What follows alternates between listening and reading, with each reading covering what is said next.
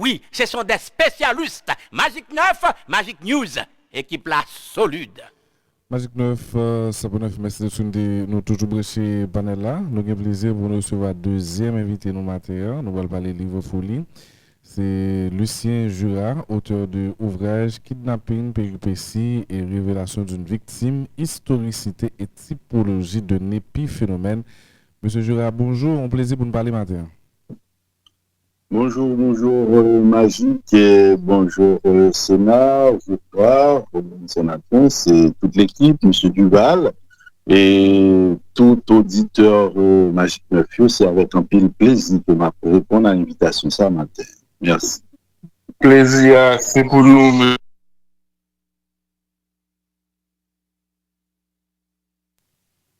Allô, Robinson? Oui, vous entendez bien? Oui, nous t'entendons qu'on est perdu. Allô? Oui. Allô? Vous me parlez qu'on est en Ok. Merci beaucoup parce que vous avec nous, journaliste qu'on ne présente plus, juriste, porte-parole de président Moïse, son personnalité est très connue du paysage politique et médiatique depuis plus d'une vingtaine d'années. Les nouvelles, ça t'est tombé comme pour un pile l'autre cas, il y avait un choc, une consternation de la part de ceux qui vous connaissent et de expérience ça, Lucien Jura ou produit un ouvrage ou témoigner sous lui et titre ouvrage de l'année Balila, Kidnapping, péripéties, révélation d'une victime, historicité, typologie d'un épiphénomène. Avec où nous pourrons regarder qui s'est poussé écrit ouvrage là et un journaliste qui nous a dit t'as une éponge qui a imprégné de réalité la vivre là qui ça ouais qui ça protagoniste qui situation yo et pourquoi ce besoin aussi d'écrire et de connecter avec d'autres et qui ça tout dit pays sur les causes structurelles, les inégalités, les souffrances, les violences, les défaillances également en termes de sécurité publique qui mènent nous là. Mais en attendant que je vienne livre là même pour me lire et partager douleur ça et les leçons de cette douleur, moi je vais commencer par une question très simple. Est-ce que vous racontez-nous ça qui t'a passé dans la tête ou l'on nous compte que vous pas libre de mouvement, que vous êtes kidnappé? Et ça qui t'est passé dans la tête, moi, c'est ça qui passe dans la tête tout le monde qui vit épreuve ça.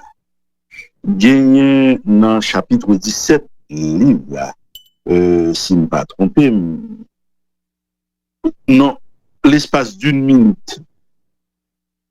Parce que Jean Sal Koto là dans Jean configuré, à chaque fois l'ouvrir, ou bien l'impression que c'est dernier important de l'ouvrir, parce qu'à chaque instant, on fait vision, objet en plastique qui a dégouliné sous tête tout, chauffé, on fait vision coup de bâton, on fait vision sodomisation, on fait vision par rapport à ce qu'on est, comment on peut le maltraiter, comment on peut retrouver son pile fatra, comment on peut pas jamais retrouver encore, ou penser à madame ou petit ou ami ou famille ou proche ou remettre en question vie ou après quantité bagarre ou te projeter faire ou pas être pas ni là-dedans et puis on dit tout mais pas jamais penser c'est comme ça t'a fini pour moi et par rapport à tout questionnement ça yo ou un seul recours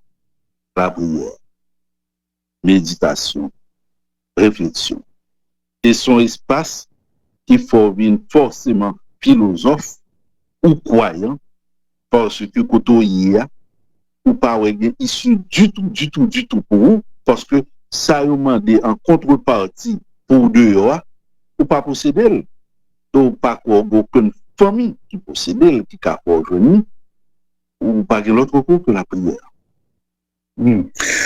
La séquestration, comment t'es vécu? Ou t'es pour contour? Est-ce qu'il y a eu contact établi avec d'autres séquestrés, les bourreaux et leurs chefs? relationnel-là et donne à voir, à sentir et à comprendre de cet aspect-là de l'expérience. Et moi, pas tout seul, et on me dit dans situation de kidnapping. Alors, c'est une autobiographie. Personnage principal, là, c'est Luc Nair. C'est pas moi-même, bon, tout est auditeur à comprendre facilement. Luc Nair, qui c'est le personnage principal là, le séquestré, et il n'est pas tout seul.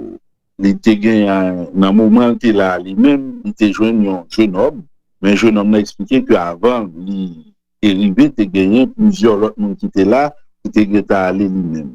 Et dans le moment ça, il y a des partages d'informations faites, il y a des connexions faites, des contacts qui faites avec Joliet, en majeure partie qui c'est de jeunes Timoun, et il y a des échanges qui fait, et des pressions qui et tout, conditions de séquestration pas faciles. Psychologiquement, c'est un enfer. La, entre guillemets, nourriture que Lutner joignent, par exemple, j'allais expliquer dans un chapitre, bon manger, Lutner, la veille, manger à M. Boutelli, manger ça et pas manger le cas manger. Et puis, le lendemain, bon, zone 1h de l'après-midi, le groupe de monsieur, manger ça guettant su. Eh bien, on va voir Lutner, qui par même qu'à approcher manger à de visage, il va prendre cuillère, et puis c'est manger ça, il va manger. Manger pas de manger la veille là, mais le ligne su, c'est lui-même qui va le manger. Et pour manger ça, après, la couper souffler, depuis cuillère depuis l'autre bol, couper souffler pour ne pas prendre cette manger, pour mettre dans la bouche pour le manger, parce que c'était une question de survie. Il va continuer là pour 10 jours, 15 jours, 22 jours, un mois, ou bien si la jambe sortie dans sa ligne. Et puis, il y a demande de rançon. Il faut parler, il faut parler avec famille qui est en difficulté pour venir comme là. Il y a même tout un gros dilemme dans la vie. À chaque instant, dit si on pas comme ça, si on pas joindre, si on pas bien négocier, c'est quoi m'tadou, il y a des sous conscience, c'est le responsable que Lutner lui-même les mourir. Donc, son dilemme tant pour le séquestré que pour ses proches, ses parents qui eux-mêmes condamnés dans laps de temps très très court pour que nos monteurs pas de jamais déposséder toute la vie. Maintenant, il y a la libération, le paiement du rançon qui sont espèces de calamités pour les familles. Vous êtes rougé, vous saignez pratiquement financièrement, et ça son chai, son douleur. Mais l'autre chai, c'est symptômes post-traumatiques, ça les PTSD, qui dans pile cas ou bien dans certains cas comme dire comme ça et qu'on loue pour mon yo gérer. Lutner, est-ce qu'il a fait face à période ça yo et Lucien Jura qui était me parler avec auteur là qui créait Lutner pour s'expliquer pour expliquer également et est-ce que à travers l'écriture il a trouvé un issue, un moyen, une thérapie pour comprendre ce vécu-là et s'en guérir.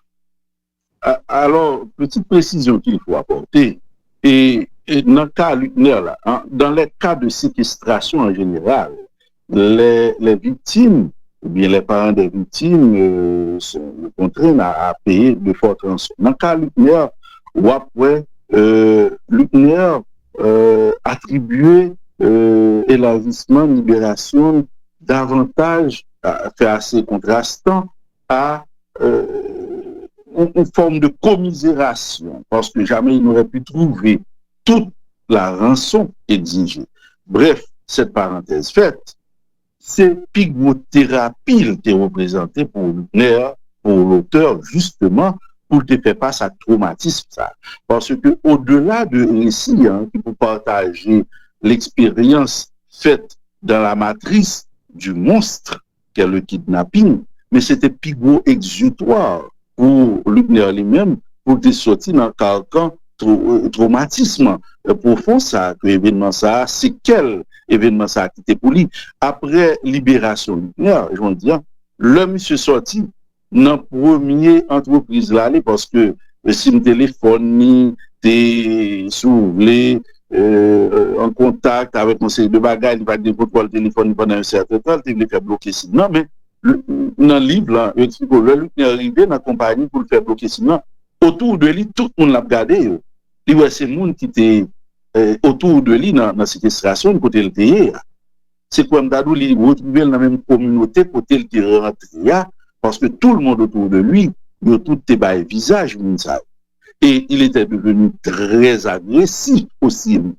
Il ne se comprenait pas, il était un problème à tout le monde, il pas même qu'à sortir sous balle qu'on l'a caillé, et des cauchemars à n'en plus finir. Et ces nuits, ces journées étaient pareilles parce que le pas de jamais était dormi là-dedans. Et c'est ce qui a fait que sa famille a compris qu'il lui fallait un psychothérapeute pour aider, pour accompagner, parce que c'est une grosse calamité, ça. On victime sorti dans le couloir kidnapping maintenant pour lui rejoindre une vie antérieure là, et à ce que raconte Luckner, l'auteur à travers Luckner, et M. Brazou, que un monde qui passait dans le couloir kidnapping ou perdu au moins 10 à 15 ans dans la vie, ou pas jamais capable, et c'est sous forme de maladie, de subtension, toute bagaille honnête, et c'est pas seulement monde qui était séquestré, mais c'est toute famille, parce que honte de choc là, li rejaillit sur tout le monde honnête, et un kidnapping n'est pas rien que des conséquences matérielles, pécuniaires, qu'à comptabiliser en argent, mais li marqué là dans le monde tout temps ou après pour passer, et certainement la pécuniaire d'une façon ou d'une autre.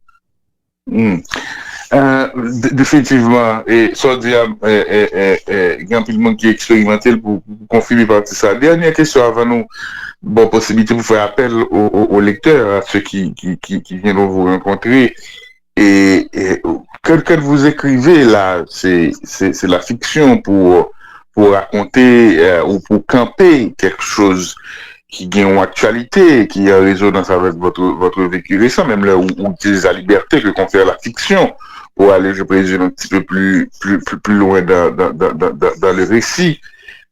Vous êtes journaliste, vous connaissez le poids de l'écrit, et vous laissez des traces, Lucien Jura, et par rapport à la dimension humaine, psychologique du phénomène, mais aussi vous laissez des traces et susciter questionnement sur, on a dit, cause qui est dans la société, les inégalités séculaires, la violence, les échecs scolaires, les échecs sociaux, qui fait que un type de violence ça qui est exprimé. Vous laissez des traces, vous invitez, je présume, à côté du fait de laisser des traces, à un questionnement sur nous-mêmes via cette œuvre de fiction. Qui a tantôt qui soit dit lecteur par rapport à travers ça, et c'est ma dernière question, et de Saint-Jean. Oui, capteur, maintenant enchaîner tout, comprendre très bien. Écoutez, dans le dernier chapitre livre, Luckner va justement poser, c'est pas seulement kidnapping, vérité, c'est révélation d'une victime, c'est historicité typologique d'un épiphénomène. Et kidnapping, c'est résultante au moins 3 facteurs combinés. Ces faiblesses structures de sécurité qui n'ont même pas répondu encore, qui pourraient contribuer largement à permettre à bandits pour rejoindre boulevard pour circuler, car si tu as des structures de sécurité suffisamment solides, pas de boulevard, ça va comme ça pour que bandits prennent le dessus. Il y a un deuxième facteur fondamental, sociologue a expliqué, qui c'est réel, c'est l'impunité. Car là où règne l'impunité, car il y a un principe de droit, c'est que la justice a pour vocation le principe de l'exemplarité. L'on nomme son crime, il a jugé, il a condamné, il a mis en prison. Prison, c'est pour le rendre meilleur, mais son message qui envoie à tout le monde qui gagne des propensions à la criminalité pour dire, écoutez, si vous allez dans cette direction, voici ce qui va vous arriver. Le principe de l'exemplarité. Et quand il y a impunité, eh bien, on se rend compte que les structures judiciaires sont dysfonctionnelles. Le Sahara, chacun fait ce qu'il veut, et son probabilité pour nous retourner tout dans la loi du talion, œil pour œil, dent pour dent, puisque nous n'avons pas recours à structures, normes établies pour la justice. Et retenons l'autre facteur combiné à deux ça, c'est les disparités sociales, injustice sociale. Nous avons parlé misère, marasme, tout ce que vous voulez, qui ont même constitué des terrains propices pour que ça n'a pas assisté aujourd'hui là, n'a assisté. Mais qui ça lui-même fait à la fin, il vient rendre compte que nous pas doué pour remplir les victimes qui étaient pays à aller non auto-exil, monsieur final l'autre bol, le concerté avec le conseil de l'autre citoyen, il y a nécessité pour retourner en Haïti, venir mettre en place des structures d'accompagnement des jeunes pour permettre d'apprendre métier, jouer nos créneaux, des créneaux loyaux et honnêtes pour nous forger la vie, construire demain. C'est ça donc que l'UNER souhaitait, c'est que gagner un changement de paradigme, en redéfinition de questions, approches au niveau de la gouvernance politique, au niveau des acteurs politiques, des acteurs sociaux. Bref, c'est une responsabilité citoyenne collective que c'est. Et voilà. Et puis, s'il y a un mot que je voudrais ajouter, non seulement qu'il nous revient à tous, gouvernance et gouverner, acteurs à tous les niveaux, de poser le problème parce que toutes les couches de la société en pâtissent, personne ne dit à épargner. Donc, c'est un mal qu'il faut prendre en compte.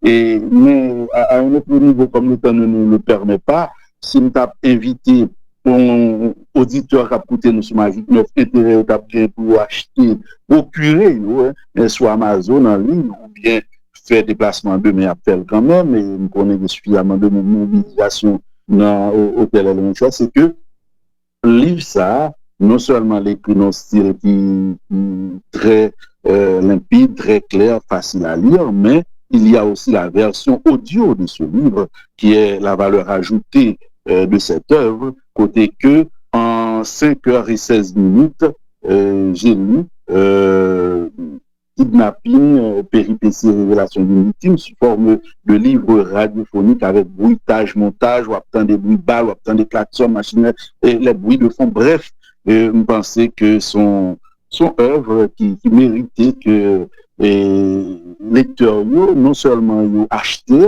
mais tout dans la librairie, un peu partout, mais que faire acquisition en ligne, la version audio aide à passer à travers l'ouvrage beaucoup plus rapidement. Et puis, les derniers propos sont pour les organisateurs de Livres en Folie. La 32e édition, nous savons combien la conjoncture est difficile.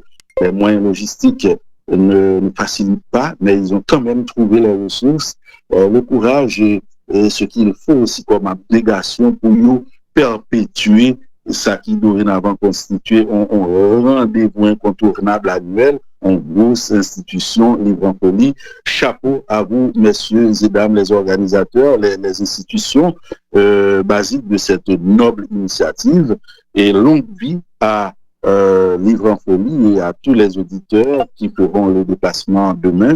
Je me ferai un plaisir de leur dédicacer leur exemplaire, et puis on a posé ensemble, on a passé un moment en communion, et puis on a fait causerie tout. Voilà, merci.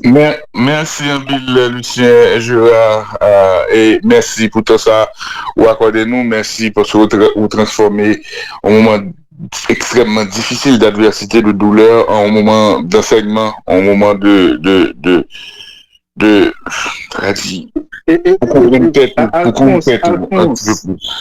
Alphonse, si tu permets que me prends en demi-seconde pour m'ajouter. Allez-y. Je l'ai dit dans le livre, c'est dans la version audio aussi.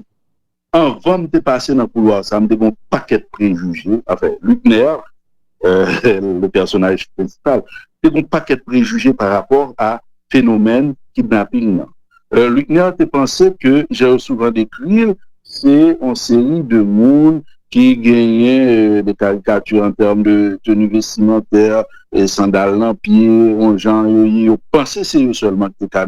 Mais en résumé, le Luckner sorti dans le couloir, ça, monsieur changé complètement, il vient rendre compte que du sieur de bot au chauffeur de taxi-moto, en passant par des citoyens de toutes les sphères de la société, ils ont tout généralement quelconque, à un niveau ou à un autre, qu'a impliqué, souvent impliqué, non question kidnapping, non, à un point tel que qu'il est arrivé à la conclusion aujourd'hui que les kidnappeurs et les auteurs de kidnapping souvent sont indétectables et insoupçonnables. Ils sont parmi nous et ils sont partout. Merci un pile, Lucien. Kembela, à bientôt. À bientôt. Merci. Bonne journée. Bonne journée au staff. À bientôt. À vous aussi.